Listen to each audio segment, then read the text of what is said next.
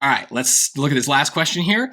The student wants to emphasize the aim of the research study. So that means the goal. What were they trying to accomplish?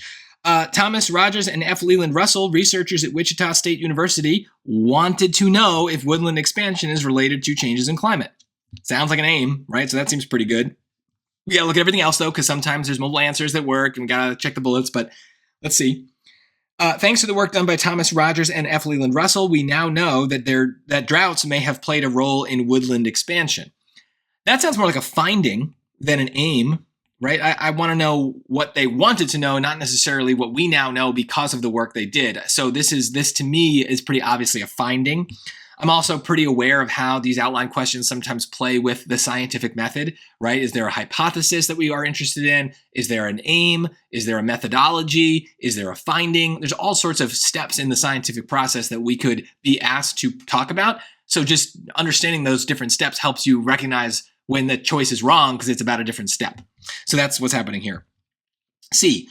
Wichita State University researchers have determined that tree population growth was associated with dry intervals. Again, that sounds like a finding. So we got 2. Thomas Rogers and F. Leland Russell analyzed core samples from oak trees on a site that was not wooded in the past, indexing the age of the trees with historical climate data. This is the methodology.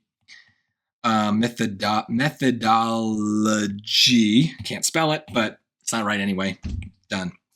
Yeah, easy question. And no, notice, right? I mean, if we take the outlines that we were given in this section as a whole, this one's pretty easy, even though it's last, right? They're not organized by difficulty. So you got to just be able to play around with them. But all of them, I think, are still pretty easy. So you really don't want to run out of time on these. That is the most important thing for the outlines is you should not be leaving these for last. You should not be doing the reading section in order. You should be answering the grammar questions first, moving through to the end of the section so that these are done and locked in before you start wasting time in the passages where you are much more likely to get wrong answers.